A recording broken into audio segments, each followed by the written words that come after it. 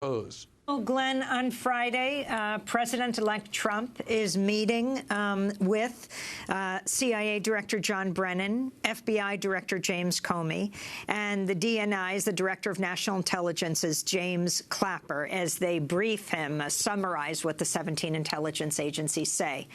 Tell us who these three men are. Well, interestingly, James Comey has become, after Vladimir Putin, probably the most despised villain in the Democratic narrative about what happened in the election. In fact, after the election, Hillary Clinton blamed not Putin or WikiLeaks, but Comey for why she lost because of the letter that he wrote shortly before the election, in which he said that the FBI was essentially reopening the investigation into whether she broke the law through the use of her emails. Comey was a Bush administration Justice Department official who was appointed not by George Bush, but by Barack Obama to be the FBI director. John Brennan was also a Bush-era CIA official who was a supporter not of all aspects of the Bush torture program, but some aspects of it, including rendition and other interrogation techniques that are widely regarded as torture. And he was made the national security advisor in the Obama White House after Obama tried to make him CIA director in the beginning, and liberals objected and blocked his nomination, but he ultimately became CIA director. So these are Obama appointees who are running these agencies, even though they were high-level Bush officials in the middle of important, controversial war on terror policies. And they have a long history, not just their agencies, but they themselves, of approving legally dubious, if not outright illegal programs, and lying to and deceiving the public. And so there are no angels in any of these machinations that are taking place as these various factions vie for power in this new scheme in Washington. But who Donald Trump should find a lot of common ground with, who also wants to expand torture techniques, as he said, expand Guantanamo, his own appointees.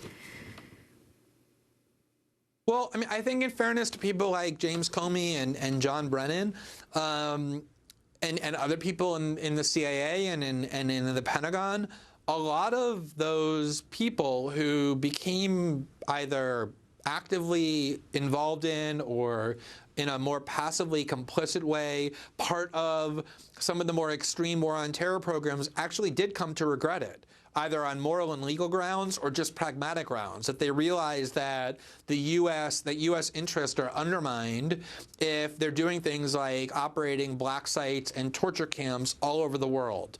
And in fact, Brennan and other leading members of the CIA have even said, including Michael Hayden, that some of the things Donald Trump has said he wants to do, like murder the families of terror suspects or reintroduce even more extreme forms of torture, are such forms of war criminality that the CIA and the military would refuse to follow those orders. So there is a significant part of that world that thinks that Trump has gone too far or will go too far. But there are also, and that includes actually the person that he wants to make his defense secretary, which is General Mattis, who is a pretty outspoken opponent, actually, of the reintroduction of torture. But there are also some really unhinged extremists in that world, like Michael Flynn, obviously John Bolton, others who may end up with influence within a Trump administration who want to do all of that and even worse. And so there is this jockeying for power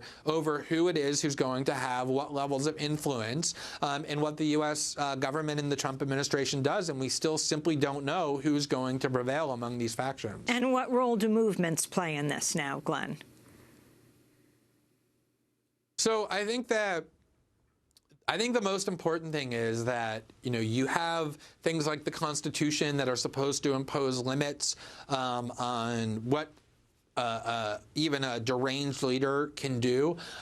You have courts that are supposed to check that, and Congress that is supposed to check that, and the media that is supposed to check that, all of which have failed. And I think the only truly effective check against true abuse of power is popular revolt, popular protest. But in order for that to work, it can't just be confined to some sort of partisan movement. Remember, you had huge marches against the Iraq War in cities like San Francisco and New York and Washington and Los Angeles in 2003 that were ignored because they were viewed mostly as just liberal or democratic supporters and therefore viewed through a partisan prism. It has to be a kind of transpartisan movement where the American population really stands up and says, this is not about ideology. This is about the choice between democracy and authoritarianism, and we choose democracy. And I do think that ultimately only popular movements are the kinds of force that can really put a meaningful check on things Trump wants to do.